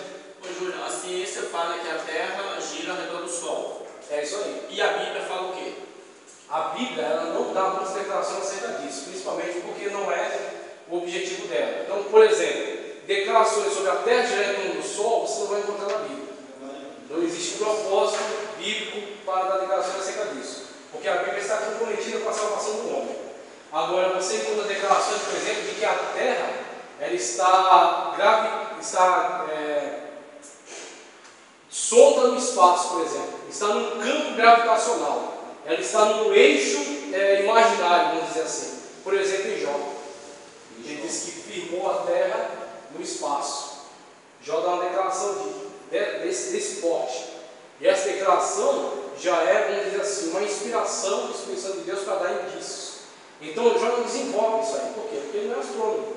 Ele deu essa declaração inspirada pelo Espírito Santo de Deus, de que a Terra foi firmada por Deus e está solta no espaço. Então Jó, sem recursos astronômicos, o que eles têm aí o que eles usam nos observatórios, esqueci, satélites, telescópio, muito bem. Sem telescópio, sem observação científica, Jó tem essa declaração. Isaías diz que Deus está sentado sobre o globo terrestre. Então, quer dizer, já temos duas afirmações interessantes. Uma de que a Terra está parando no universo, outra de que a Terra é um globo. Então, mas aí também não fala que a Terra fica girando, fala que está sentada no globo. Sentado no globo. Não é o propósito. Não existe. Então, acho melhor ir pela linhagem de Josué, que o Senhor falou. Há quem diga, gente, que esse dia que Josué falou é o que falta no mês de fevereiro. Essa ação aí ele vai mandar. Aí eu vou voltando esse. É possível. Se a gente analisar melhor aí, tá, é possível.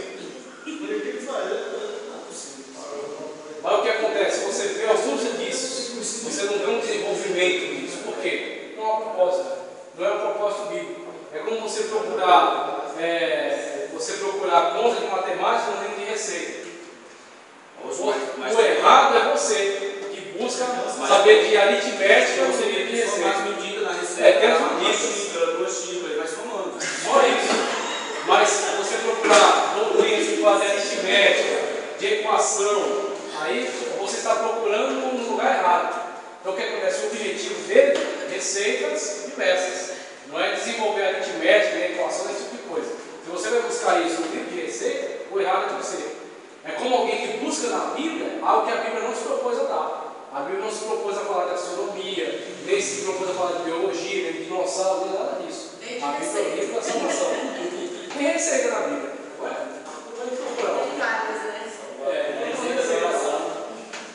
Tomar conhecimento de todo o meio ambiente geral, histórico e cultural cultural do escritor. Não basta conhecer apenas o panorama histórico. O hermeneuta precisa tomar conhecimento do contexto histórico. Não basta ele saber apenas dos conhecimentos históricos. Ele precisa saber dos acontecimentos. Portanto, para ele fixar o contexto histórico e cultural, ele deve fazer algumas perguntas básicas. Quem são os destinatários do escrito? Aí você está entendendo quem são os primeiros destinatários. Os leitores originais, no caso. Leitores originais, muito bem. As cartas de Paulo, carta de Corinto, escreveu para aquela sociedade, naquele contexto. A carta de Corinto vem da carta aos Gálatas, porque era uma outra sociedade, era outro contexto. Então Paulo desenvolve uma argumentação para Gálatas que é diferente da argumentação que ele desenvolve para Romanos. Então o que acontece? Se você, ao analisar o contexto, você pega época em que foi escrito, aí você vai construir o contexto em torno do autor. Aí você começa a estudar acerca do autor. Quem é ele? Judeu, né? Fariseu, conhecedor do Antigo Testamento, convertido a Cristo Jesus, missionário, né? Um grande apóstolo. Você vai entender por que ele desenvolve aquele texto daquela maneira. Aí você entendeu o contexto, você entendeu a pessoa, você busca saber sobre o destinatário. Por que ele escreveu dessa maneira para Romanos? Por causa da sociedade em Romanos. Por que ele faz essas críticas? Por causa dos problemas culturais de lá. Por que ele desenvolve essa doutrina? Por causa da igreja que estava lá presente. Quais são os problemas daquela igreja? Primeiro, a igreja de Romanos, ele não tinha um contato pessoal com eles ainda. Ele não conhecia ainda. Por isso ele não desenvolve tantos temas ocasionais, como ele desenvolve em Coríntios. Em Corinto ele conhece os problemas lá. Então o que acontece? Ele bate muito em cima dos problemas. Os problemas que estavam acontecendo ali, ocasionais. Já em Romanos, ele é mais teológico, porque ele não conhece problemas ocasionais, internos. Então ele desenvolve questões doutrinárias. Ele fortalece eles doutrinariamente para, quando for lá, aplicar conhecimento mais específico sobre problemas que ele vai passar a conhecer. Então, com isso, você vai compreender o objetivo do texto. Por que esse texto está dessa forma? Por que ele desenvolve dessa maneira? Aí você entende, você vai conseguir entender melhor por que o texto tem essas características. Tudo isso aí vai contribuir no entendimento do texto. Bom, quem são os destinatários do escrito? De modo geral, em que situação se encontrava o escritor na época em que escreveu aos seus destinatários? Por exemplo, a diferença entre o livro Cantares de Salomão e o livro Lamentações de Jeremias. Será que tem alguma diferença desses escritos? Você consegue perceber o ambiente em que o autor está inserido. O autor de Cantares está rejubilando, né? Está demonstrando todo o seu amor, demonstrando todo o seu romantismo. Ele está dentro de um contexto em que é possível ele demonstrar todo o seu romantismo. Então o que acontece? Veja só que interessante. A mesma inspiração de Deus, o mesmo Espírito Santo de Deus, veio sobre o autor que produziu Cantares de Salomão, um texto extremamente romântico, e veio sobre o autor que produziu Lamentações de Jeremias, um texto fúnebre, um texto de um clima austero, um texto pesado, né, de tristeza, de lamentação, de choro, né, de alguns momentos de desespero, mas em outros momentos de esperança. Então, os dois textos, ambos inspirados pelo mesmo Espírito Santo de Deus, mas produzidos por autores em contextos completamente diferentes. Aqui uma pessoa rejubilante, uma pessoa alegre, uma pessoa com leveza. Aqui uma pessoa com fardo, um peso. É um peso da tristeza pela tragédia que se abateu sobre o povo dele. Os dois são pessoas de Deus, os dois são inspirados, os dois textos canônicos, mas climas completamente diferentes. Então, algo que você lê em Lamentações, você tem que ter um contexto que aquilo foi dito. E você vai comparar com algo que foi escrito em Cantares e vai entender que aquele é outro contexto, que ele é outra situação, certo? Aí você vai desenvolver uma análise muito melhor. De modo geral, assim, em que situação se encontrava o escritor? Aí depois a gente passa para quais os costumes dos destinatários aqui, quais os costumes dos destinatários e que conhecimento eles tinham no significado de determinadas ações. Pronto. Com isso aqui, você vê o autor bíblico adaptar a inspiração bíblica que ele tem à situação. Por exemplo, um texto onde Jeremias pega algumas pessoas, esqueci o nome agora dessas pessoas.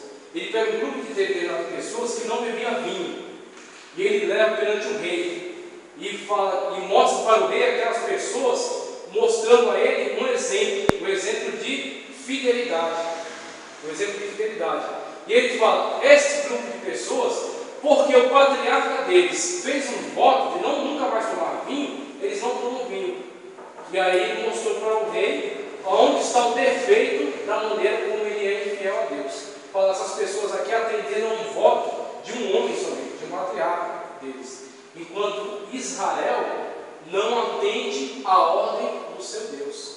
Seu Deus que dá essa ordem de serem fiéis e tirar a idolatria do meio deles, não obedece a essa ordem. Enquanto esse grupo de pessoas obedece simplesmente a um voto feito pelo seu patriarca.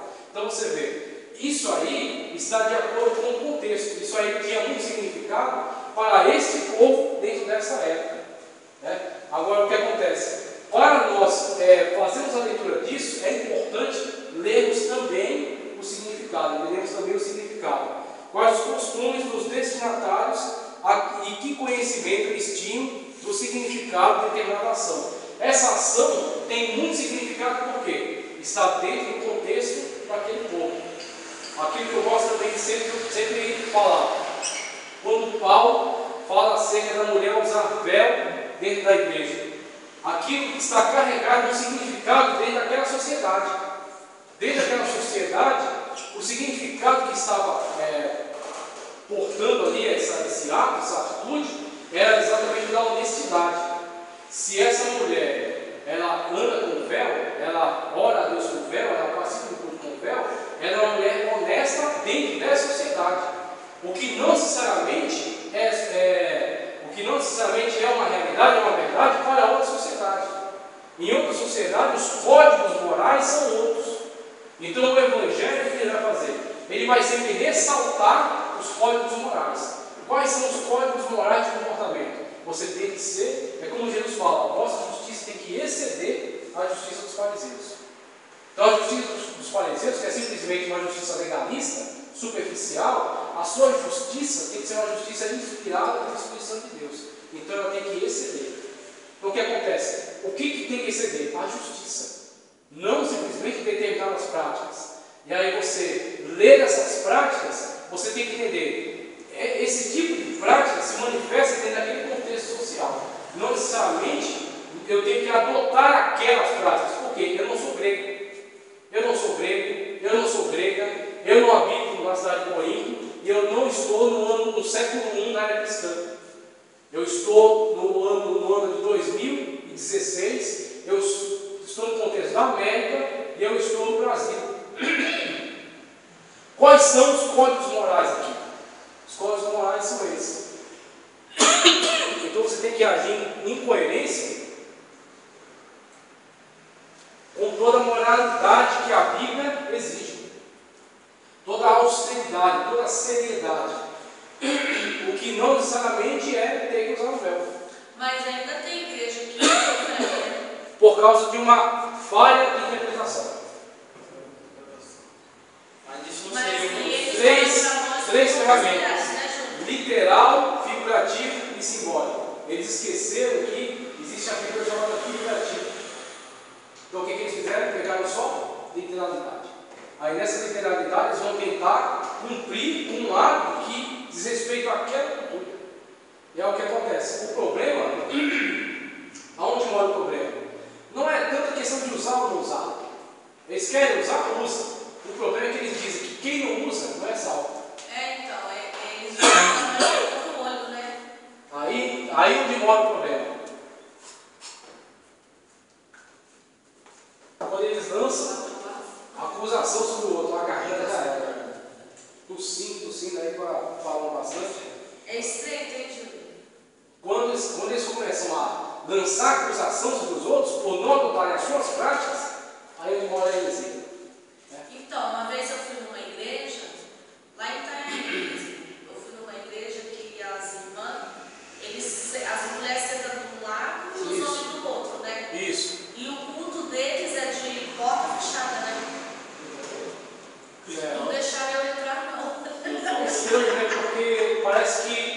estão querendo esconder para eles, né? Nem olharam para mim. Parece que eles estão querendo esconder a salvação, a porta da salvação. Agora você vê quando Jesus critica os fariseus, ele fala assim: vós estáis na porta, nem entrais e nem deixais os outros entrar. Parece muito o comportamento deles. Em vez de abrir o Evangelho, né? Vinde a mim todos que estáis cansados e oprimidos, e eu vos aliviarei. Vinde a mim todos. Como é que vai todos se a porta também está fechada? Ô Júlio, lá em Santa Catarina também, eu fui fazer uma obra lá em Santa Catarina e eu fui convidada para me honrar na igreja e dar um testemunho, né?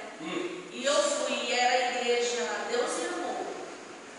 E aí eu cheguei lá na frente, aí me chamaram, me anunciaram lá, eu estava dirigindo o culto. Quando eu cheguei lá na frente, que a mulher veio me entregar o microfone na mão, apareceu uma irmã lá, não sei da onde. Meu Deus. Essa irmã tomou o microfone da minha mão lá na frente do púlpito, diante da igreja, e falou: aqui você não vai nem louvar e nem vai dar testemunho nenhum, porque você é da Assembleia e nem daqui você não é.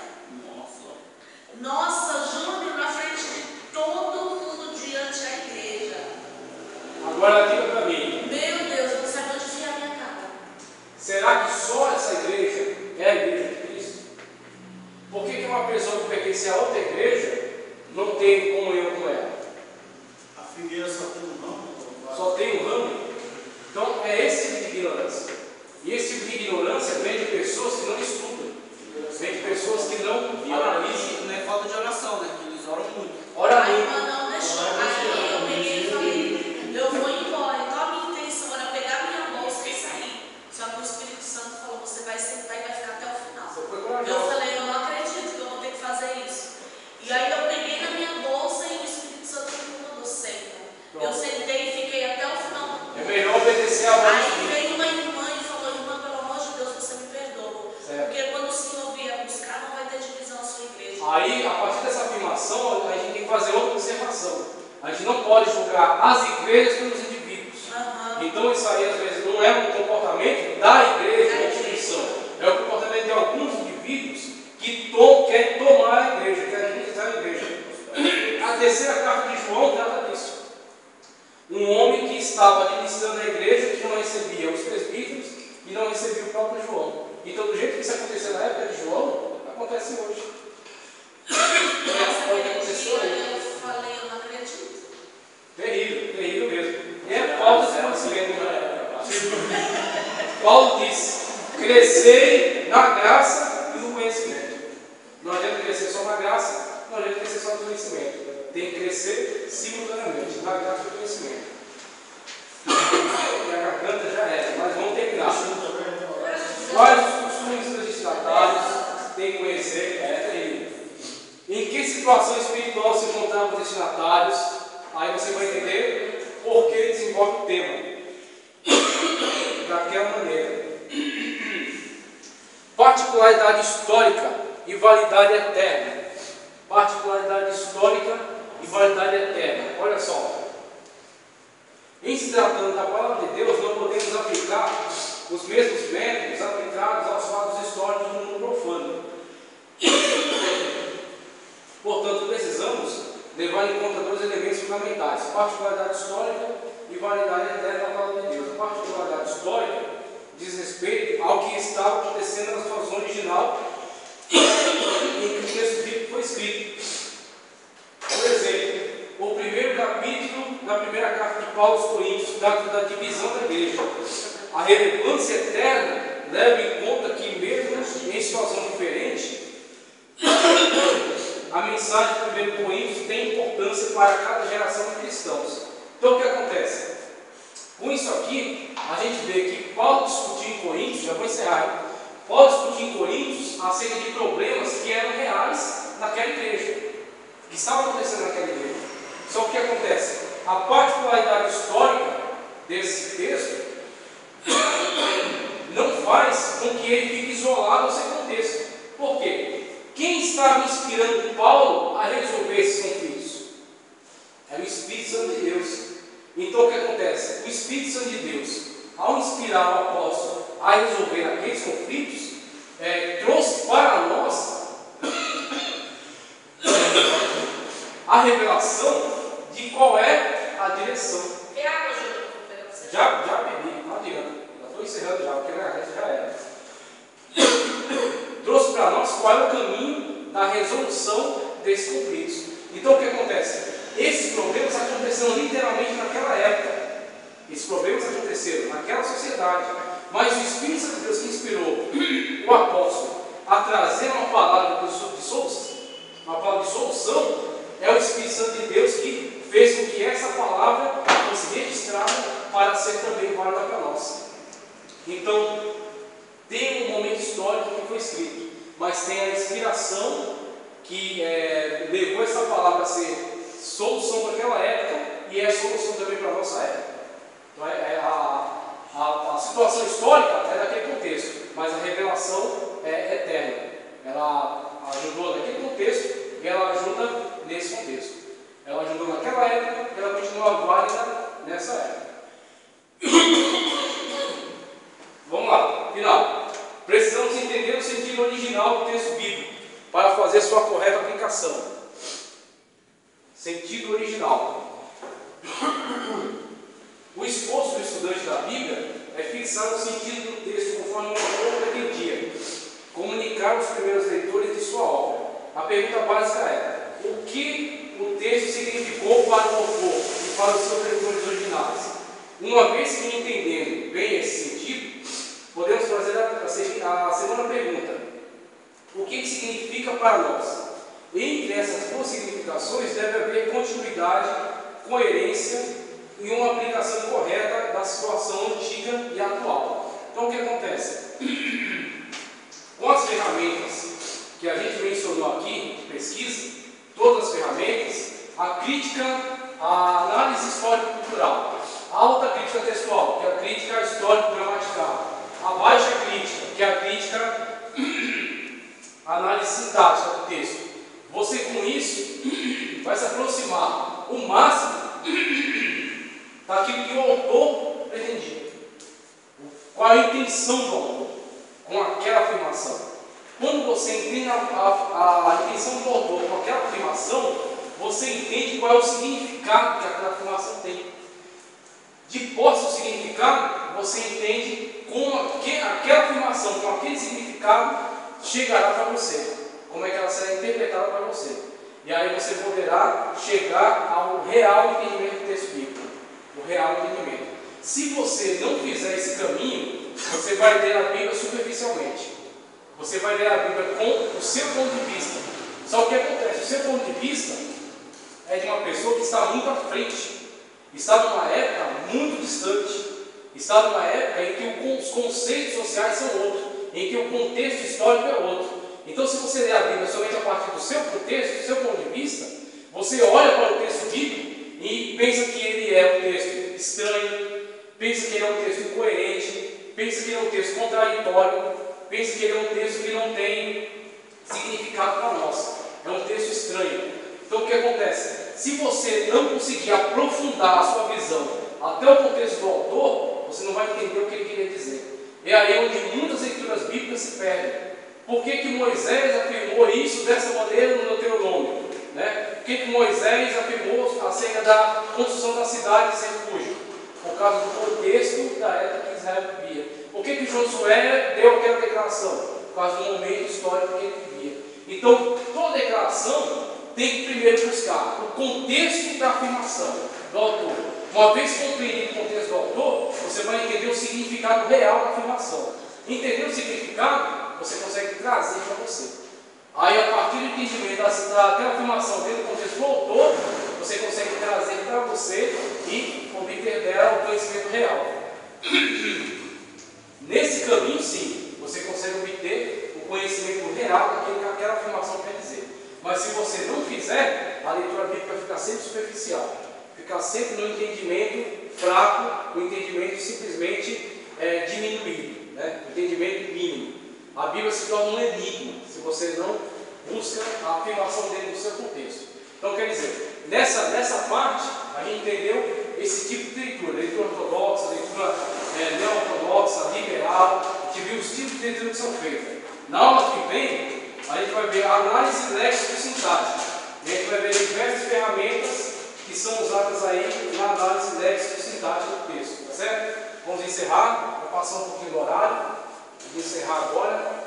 E na próxima aula, então, lição 3, pretendia avançar na lição 3 hoje, mas muita coisa a discutir. Na próxima aula é reunião. Não é, né? Próxima aula, lição 3, e depois, então a gente vai ter mais 2 aulas primeiro, tá? 2 aulas pelo menos.